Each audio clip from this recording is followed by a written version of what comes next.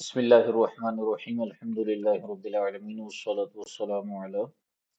سيد الأنبياء والمرسلين أما بعد فأعوذ بالله من الشيطان الرجيم بسم الله الرحمن الرحيم الفضل الموہبی رسالہ ہمارا چل رہا ہے اور آج اس کتاب کا ہمارا جو لیکچر ہے وہ اللہ آپ کا بھلا کرے 11واں لیکچر ہے 10 لیکچر اس کے ہو چکے ہیں یہ ہمارا 11واں لیکچر ہے کیونکہ وقت مختصر ہوتا ہے اس وجہ سے ہم تھوڑا تھوڑا کر کے پڑھ رہے ہیں اگر وقت تفصیل ہوتا تو تفصیلی ہمارے پاس وقت موجود ہوتا تو ہم اس وقت تک یہ رسالہ مکمل کر چکے ہوتے ہیں بہرحال تیسری منزل ہم پڑھ چکے تھے اور چوتھی منزل کی طرف ہم بڑھ رہے تھے امید ہے آپ کو پیچھے چیزیں سمجھ میں آ گئی ہوں گی یہاں سے بات چل رہی تھی کہ اسی وجہ سے جلیل القدر امام سفیان بن عیینہ جو کہ امام شافعی اور امام احمد کے استاد اور امام بخاری و مسلم کے استاذ الاستاد اور جلیل القدر ائمہ محدثین اور مجتہدین فقہا اور تبعی تابعین میں سے ہیں فرماتے ہیں کہ حدیث سخت گمراہ کرنے والی ہے مگر مجتہدوں کو یعنی مجتہدین جو ہے وہ احادیث کو سمجھ سکتے ہیں اور صحیح انداز میں اس پر عمل پیرا ہو سکتے ہیں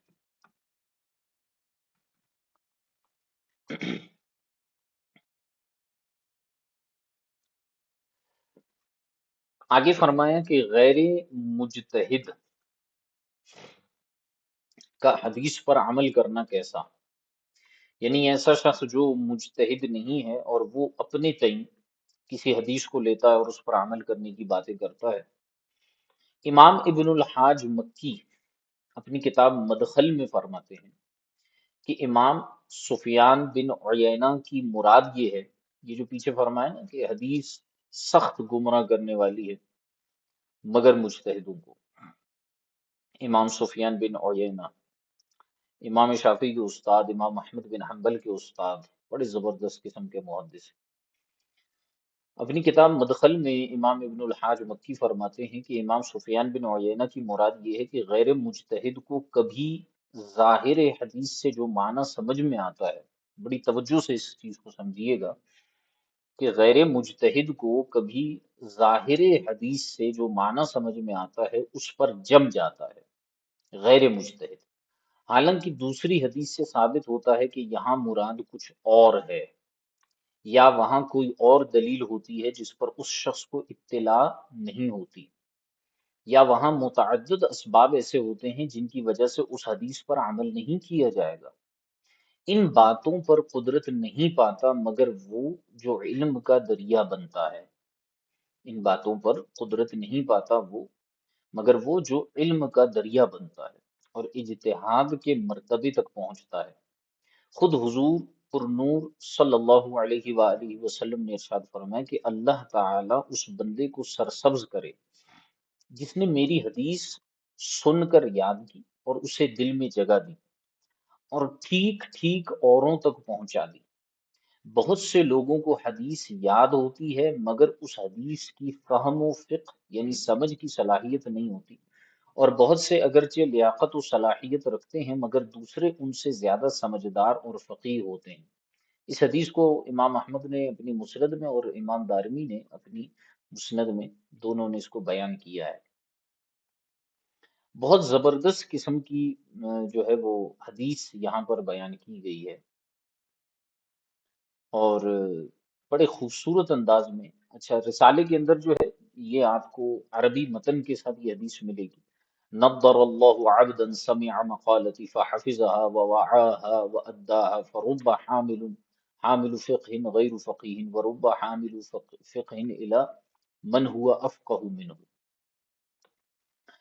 کہ اللہ تعالیٰ اس بندے کو سرسبز اور شاداب رکھے جس نے میری حدیث سنی اور آگے دوسروں تک پہنچائی ہم یہاں تک تو اس حدیث کو پڑھتے ہیں لیکن آگے نہیں دیکھتے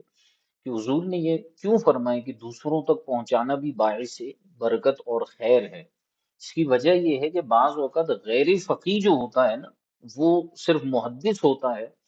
وہ حدیث کو سنتا ہے، یاد رکھتا ہے اور آگے پہنچاتا ہے۔ تو جو آگے اس کا شاگرد ہوتا ہے، جس نے اس حدیث کو اس سے سنا ہوا ہوتا ہے، وہ فقیہ ہوتا ہے۔ تو بعض اوقات یہ ہوتا ہے کہ جو محدث ہوتا ہے وہ خود تو اس حدیث سے اتنے مسائل کا استخراج نہیں کر سکتا، لیکن جس کو وہ سناتا ہے اپنے شاگرد کو، جو کہ فقیہ ہوتا ہے، وہ اسی حدیث سے بہت ساری چیزیں نکالتا ہے۔ فرماتے ہیں کہ اگر صرف حدیث کا معلوم ہو جانا حکم کو سمجھنے کے لیے کافی ہوتا، تو پھر نبی اکرم صلی اللہ علیہ وسلم کے اس ارشاد اقدس کا کیا معنی ہے؟ یعنی صرف حدیث کا معلوم ہو جانا ہی حکم کو سمجھنے کے لیے کافی ہے، تو پھر حضور نے یہ کیوں فرمایا کہ بعض اوقات جو ہے وہ آگے سننے والا زیادہ فقیہ ہوتا ہے اور اسے پہنچانا جو ہے وہ اچھی بات ہے۔ ہم؟ اس حدیث سے پتہ چلا کہ حدیث کا یاد ہونا اور ہے، اس کا سمجھنا اور ہے۔ سبحان اللہ، کتنی زبردست بات یہاں پر کی جا رہی کہ حدیث کا یاد ہونا اور ہے اور اس کا سمجھنا اور ہے۔ من لگا کر حدیث کو یاد کرنا جو ہے یہ کافی نہیں ہوتا، بلکہ احادیث مبارکہ کو سمجھنا اور ان کی تفہیم کرنا اور اسی طرح احادیث مبارکہ سے مسائل کا استخراج کرنا، یہ ایک کمال چیز ہوتی ہے۔ ٹھیک ہے، اور حدیث کی صحیح سمجھ اور اس سے مسائل نکالنا مجتہدین اور فقہا ہی کا کام ہے۔ اب ذرا بڑی زبردست قسم کی ایک گفتگو آ رہی ہے، جیسے کہ پیچھے بیان کیا سیدی اعلیٰ حضرت نے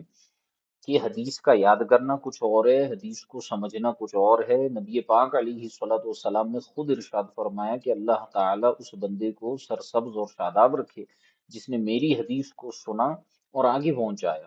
کیونکہ بعض اوقات جو سننے والا ہوتا ہے، آگے جس تک حدیث جا رہی ہے، وہ افقہ ہوتا ہے، زیادہ فقیہ ہوتا ہے۔ امام ابن حجر مکی شافعی اپنی کتاب الخیرات الحسان میں فرماتے ہیں، یہ الخیرات الحسان بڑی زبردست کتاب ہے، اگر آپ لوگوں نے نہیں پڑھی تو یہ ضرور اس کا مطالعہ کریں۔ امام ابن حجر مکی شافعی رحمۃ اللہ تعالی علیہ خود شافعی ہیں یہ، لیکن انہوں نے یہ جو کتاب لکھی ہے الخیرات الحسان فی مناقب نعمان، امام اعظم ابو حنیفہ رحمہ اللہ تعالی کے مناقب میں امام ابن حجر مکی شافعی نے یہ کتاب لکھی ہے۔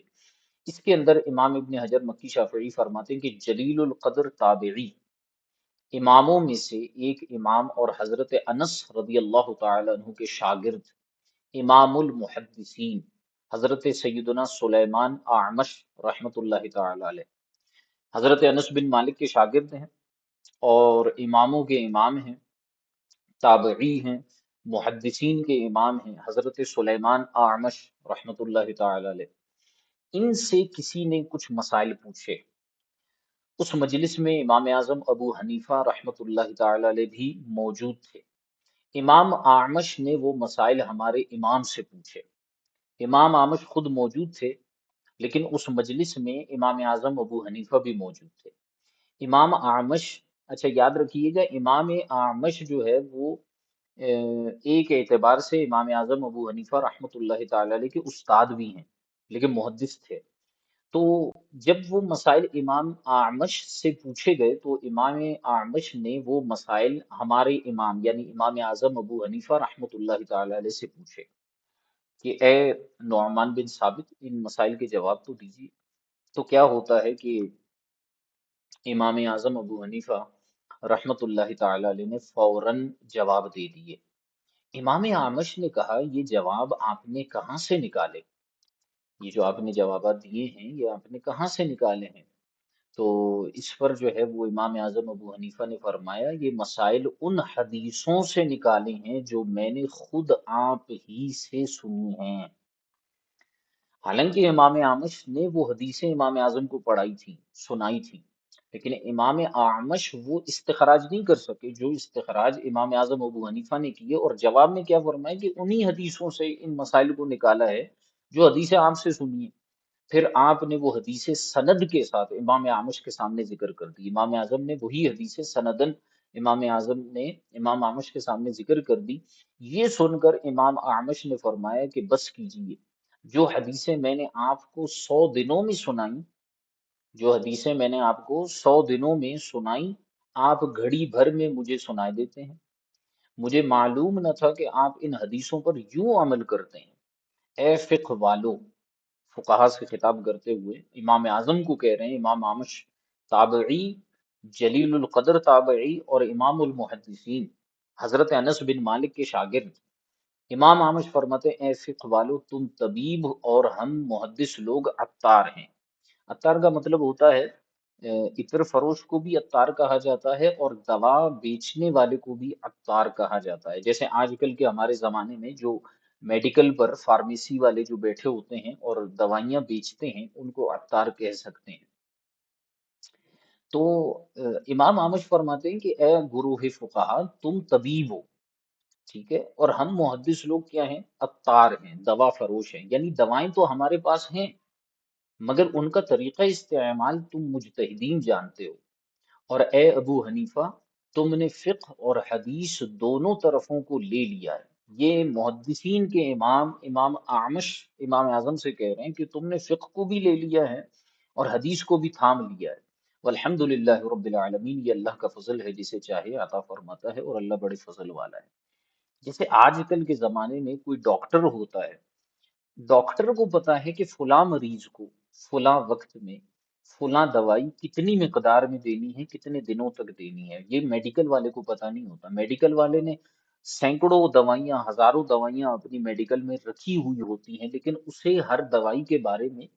مکمل علم نہیں ہوتا۔ جب آپ پرچی پرسکرپشن جو ڈاکٹر آپ کو دیتا ہے وہ لے کر جب آپ میڈیکل والے کے پاس جاتے ہیں، تو میڈیکل والا وہی دوائیاں دیتا ہے۔ اس کے بعد ڈاکٹر نے جو مقدار لکھی ہوتی ہے، میڈیکل والا کہتا ہے بھئی یہ صبح دوپہر شام ایک ایک چمچ، ایک ایک گولی آپ نے استعمال کرنی ہے۔ میڈیکل والا اپنی طرف سے کچھ نہیں کہہ سکتا۔ تو کتنی خوبصورت مثال حضرت امام اعمش نے دی کہ فقہا جو ہیں یہ طبیب ہیں، انہیں پتا ہے کہ کس کے لیے کون سی حدیث کس مقام پر کیسے قابل عمل ہوگی، کیسے قابل عمل نہیں ہوگی۔ اور جو محدثین ہیں یہ عطار ہیں، ان کے پاس حدیثوں کا ذخیرہ ہے، لیکن انہیں یہ نہیں معلوم کہ کس حدیث پر کہاں عمل ہوگا۔ لہٰذا اے ابو حنیفہ، تم نے تو فقہ اور حدیث کو دونوں طرف سے لے لیا۔ سبحان اللہ۔ اب ہم آتے ہیں چوتھی منزل کی طرف۔ اب باقی رہی چوتھی منزل، اور تمہیں کیا معلوم کہ چوتھی منزل کیا ہے؟ ذرا دیکھیے اعلی حضرت رحمت اللہ تعالی علیہ کس انداز میں اسے بیان کرتے ہیں۔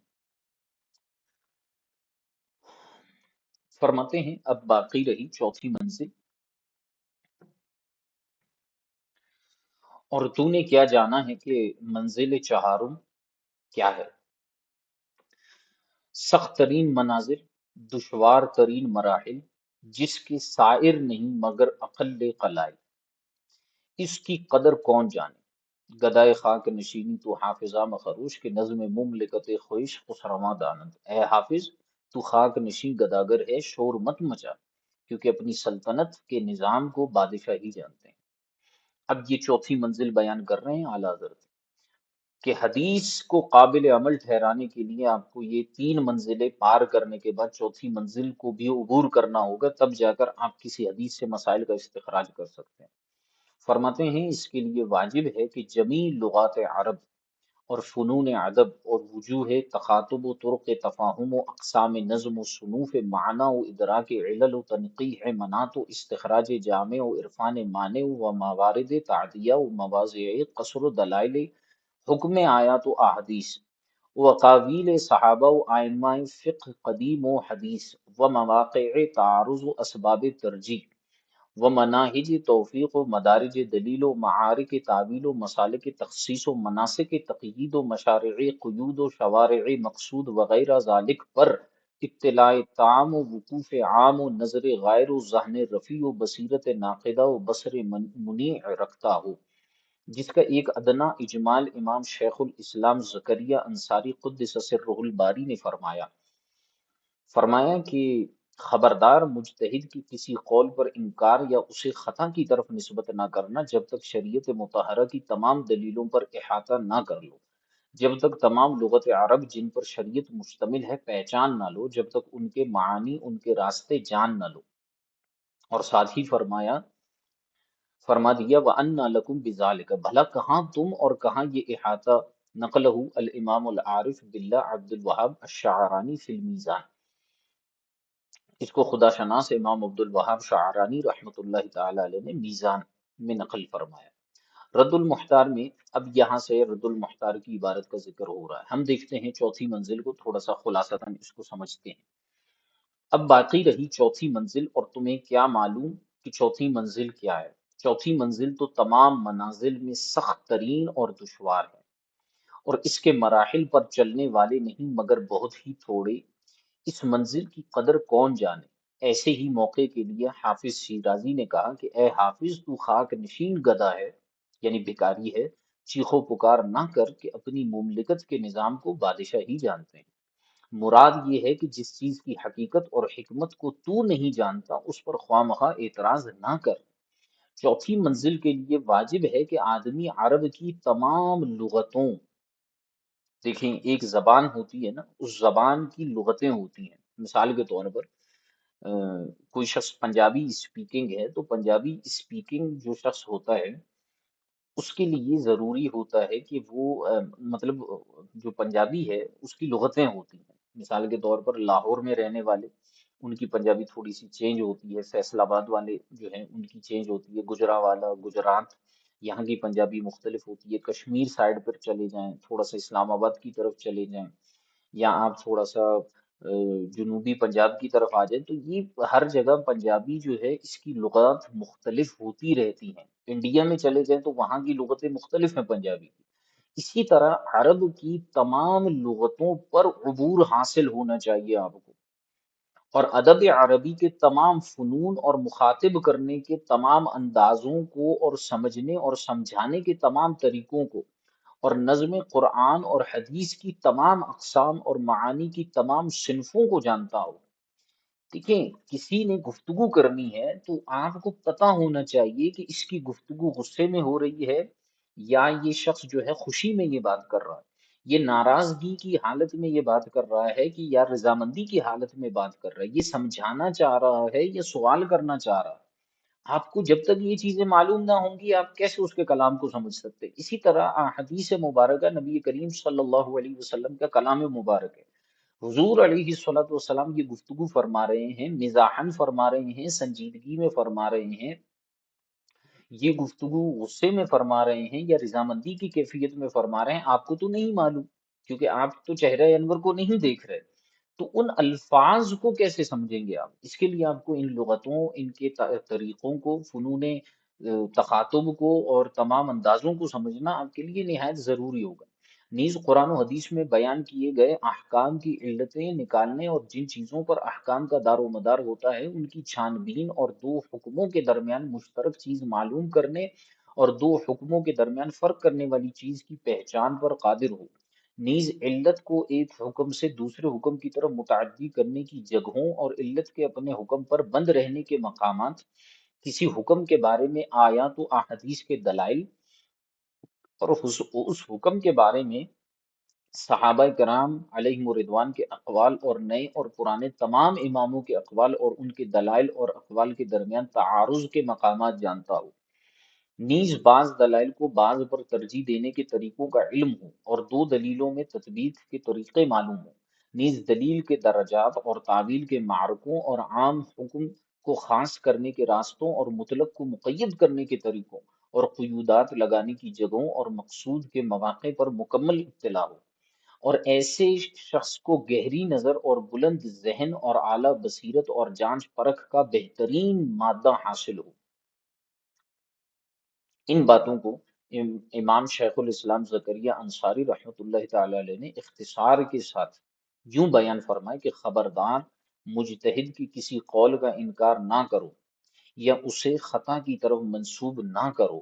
جب تک شریعت مطہرہ کی تمام دلیلوں پر احاطہ نہ کر لو، اور جب تک عرب کی ان تمام لغتوں کو پہچان نہ لو جن پر شریعت مشتمل ہے، اور جب تک ان دلائل کے معانی اور ان کے راستے نہ جان لو۔ اور ساتھ ہی امام زکریا رحمۃ اللہ تعالی علیہ نے فرمایا بھلا تم کہاں اور کہاں یہ تمام دلائل کا احاطہ کرنا۔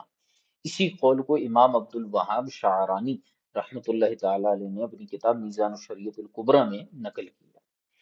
تو یہاں تک آج ہم اس کو دیکھ لیتے ہیں، اور چوتھی منزل یہاں پر مکمل ہو گئی۔ یہ جو چوتھی منزل ہے یہ خاص ہے فقہا کے ساتھ، کہ جو اعلیٰ درجے کے، صرف عام فقہا نہیں، آج کل کا کوئی مفتی نہیں، بلکہ اعلیٰ درجے کے جو فقہا مجتہدین ہیں، وہ اس چوتھی منزل تک رسائی حاصل کرتے ہیں۔ اور میرے بھائیوں،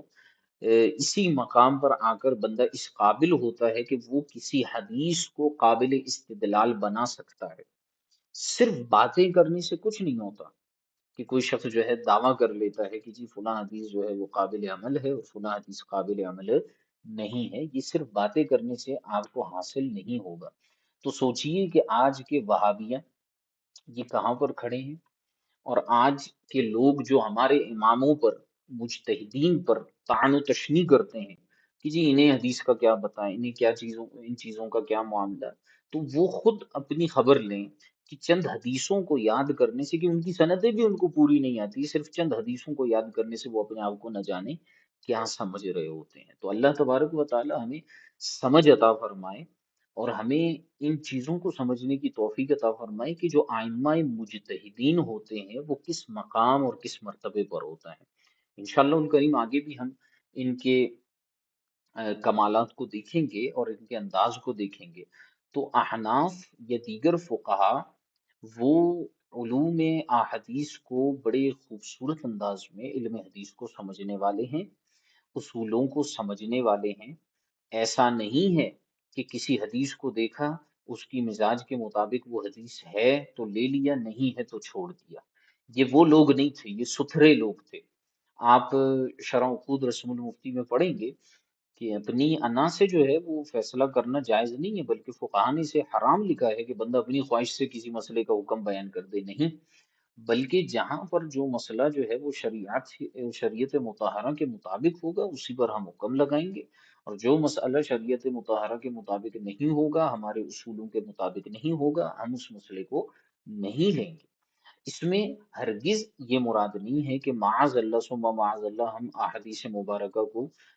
ناقص جانتے ہیں یا حدیثوں کو جو ہے کم تر جانتے ہیں، ایسا نہیں ہے۔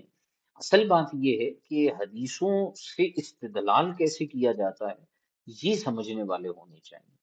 تو ہمارے بزرگوں نے بڑے خوبصورت انداز میں ان چیزوں کو بیان فرمایا۔ تو امید ہے کہ یہ چیز آپ کو سمجھ میں آ گئی ہوگی۔ آج کا سبق یہیں تک رکھتے ہیں، مزید انشاءاللہ الکریم ہم جو ہے وہ کل دیکھیں گے۔ کوئی سوال وغیرہ اگر آپ کا ہے تو وہ ارشاد فرما سکتے ہیں۔ جی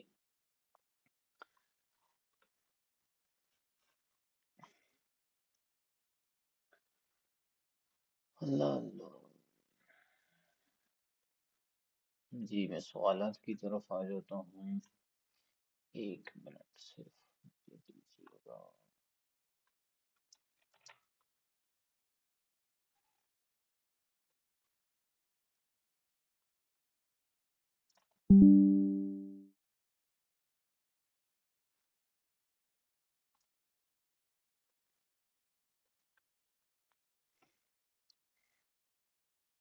اسکرین واضح نہیں ہے ثاقب بھائی، اس میں جو ہے مسئلہ یہ ہے کہ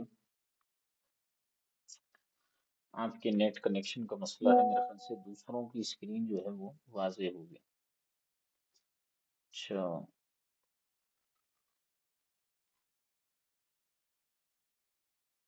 منصور بھائی کہہ رہے ہیں کہ مطالعہ کی ہوئی ہے، تو اچھی بات ہے حضرت، اللہ کریم آپ کو برکت عطا فرمائے۔ چاروں منزلوں کا خلاصہ ایک دفعہ پھر سے بتا دیجیے۔ اچھا، چاروں منزلوں کا خلاصہ جو ہے وہ آپ کو میں شیئر بھی کر دوں گا۔ پہلی منزل یہ ہے کہ جس میں راویوں کے حالات معلوم ہونے چاہیے، ٹھیک ہے، راویوں کے حالات آپ کو معلوم ہو، مکمل معلوم ہو، صرف ایک راوی کی بات نہیں ہو رہی، تمام روات جو ہوتے ہیں احادیث میں استعمال ہوتے ہیں، امام بخاری کے استاد کون ہیں، ان کے استاد کون ہیں، انہوں نے کس سے لیا، انہوں نے حدیث کس سے سنی، ان سب کے حالات، حالات سے مراد یہ ہے کہاں پیدا ہوئے، کہاں انتقال ہوا، کتنی عمر پائی، کس علاقے میں پیدا ہوئے، کب پیدا ہوئے، کب انتقال ہوا، کس کس سے ملاقات کی، کس کس سے حدیثیں سنی، حافظہ کیسا تھا، جھوٹ تو نہیں بولتے تھے، اور فاسق و فاجر تو نہیں تھے، یہ ساری چیزیں معلوم ہونا ضروری ہے راوی کے حالات کے بارے میں۔ یہ ہے پہلی منزل۔ دوسری منزل یہ ہوتی ہے کہ آپ کو احادیث مبارکہ کی اقسام، احادیث کی کتابیں معلوم ہونی چاہیے، اور اس کے ساتھ ساتھ یہ بھی پتہ ہونا چاہیے کہ فلاں حدیث جس کو میں استدلال میں لا رہا ہوں، فلاں حدیث کی کن کن کتابوں میں موجود ہے، اس کی سند کیسی ہے، اس حدیث کا صحت اور ضعف کے اعتبار سے کیا مقام اور مرتبہ ہے۔ تیسری منزل وہ ہے جس میں آپ حدیث کے اندر علل خفیہ کو دیکھتے ہیں کہ اس حدیث کے اندر کوئی علل خفی تو نہیں ہے، کوئی ایسی علت تو نہیں ہے جس کی وجہ سے حدیث کے اندر کمزوری آ رہی ہے۔ اور علل خفی جو ہے یہ بہت ہی پوشیدہ علتیں ہوتی ہیں، حدیث کے اندر موجود ہوتی ہیں، اور ان کو بڑے بڑے جو علم علل کے ماہرین ہوتے ہیں نا وہ جانتے ہیں۔ اعلیٰ حضرت نے بھی فرمایا کہ صدیاں گزر گئی ہیں، اس علم پر کسی نے مکمل قدرت حاصل نہیں کی۔ چوتھی منزل جو ہے وہ یہ ہے کہ اس میں بندہ جو ہے ان تینوں منازل کے ساتھ ساتھ تمام لغت عرب، خطاب کرنے کے طریقے، فصاحت و بلاغت، قرآن کریم کی آیات مبارکہ اور احادیث مبارکہ کے درمیان تطبیق، مسائل نکالنے کے طریقے،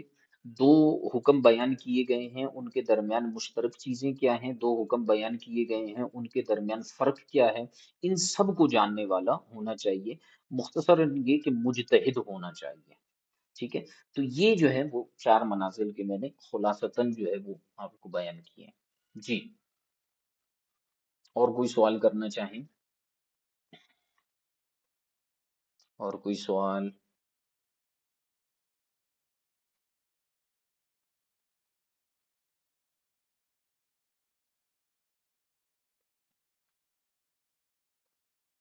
آمین۔ جی، اور کوئی سوال؟ سب کو سمجھ میں آ گیا؟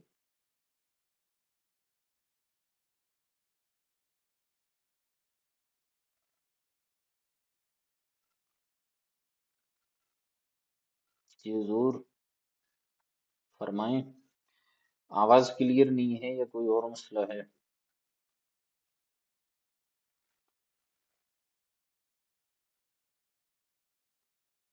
ماشاء اللہ، جی آواز کلیئر ہے استاد صاحب۔ صحیح ہے۔ سبق بھی کلیئر ہے؟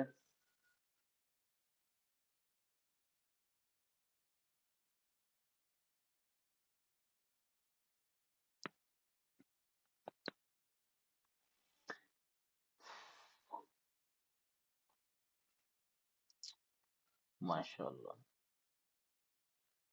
ماشاء اللہ، سبق کلیئر ہے۔ ٹھیک ہے ثاقب بھائی، ماشاء اللہ۔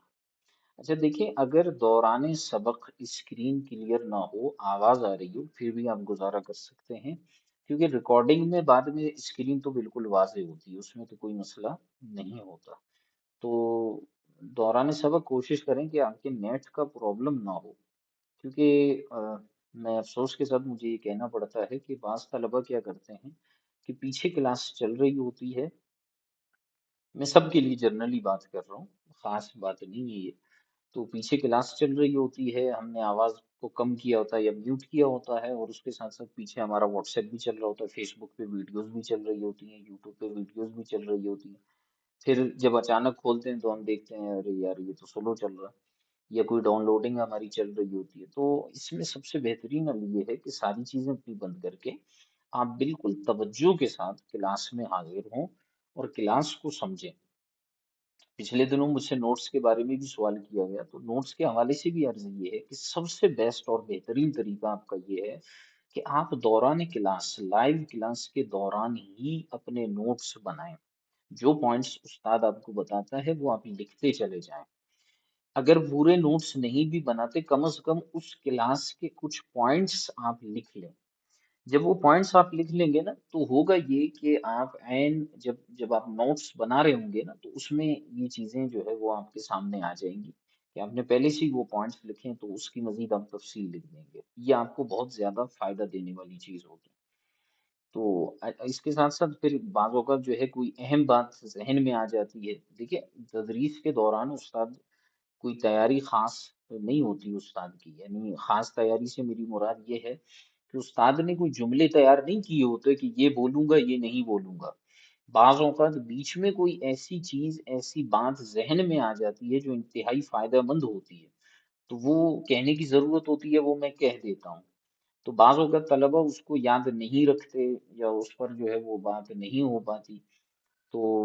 ذہن سے بھی نکل جاتا ہے، حالانکہ ہوتا وہ بڑا اہم ہے۔ تو اس حوالے سے اپنی پوری تیاری رکھا کریں،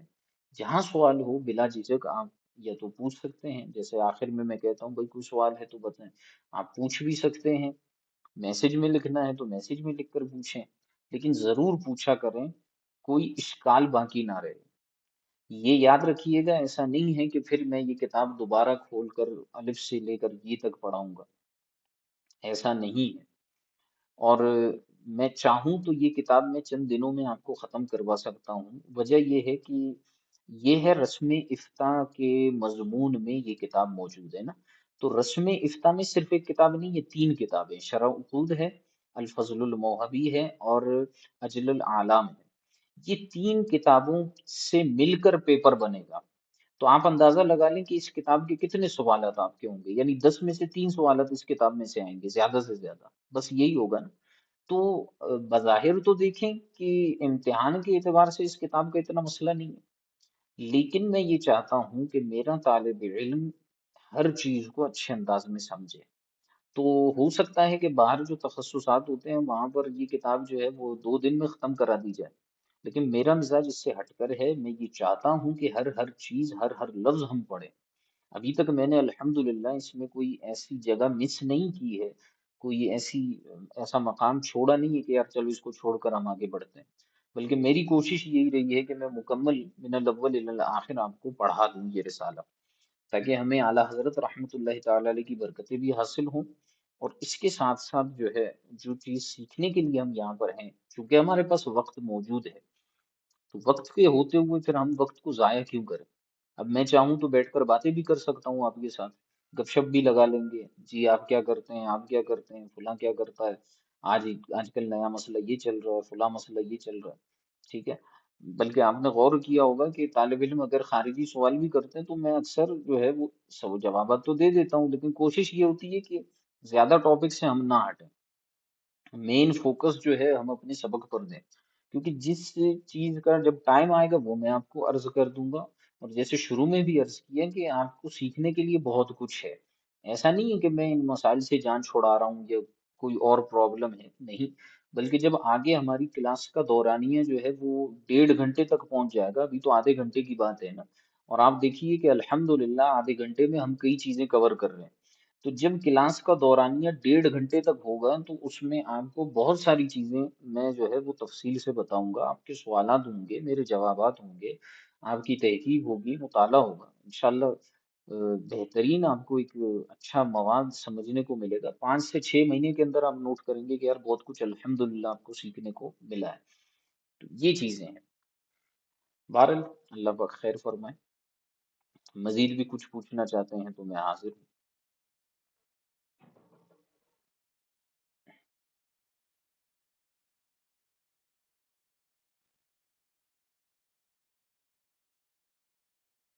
ماشاءاللہ، چلیں حضور، میرے خیال سے کافی ہے آج کے لیے، اس کو ضرور بھی ضرور دیکھ کر آئیے، کتاب اور رسالہ میں جو ہے گروپ میں سینڈ کر چکا ہوں،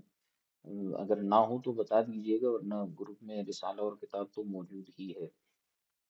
اس میں جو ہے وہ آپ دیکھ لیجیے، مسئلہ نہیں ہے، دہراتے رہیے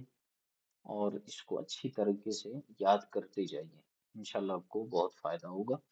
جزاکم اللہ تعالی خیرا کثیرا، السلام علیکم ورحمۃ اللہ تعالی وبرکاتہ۔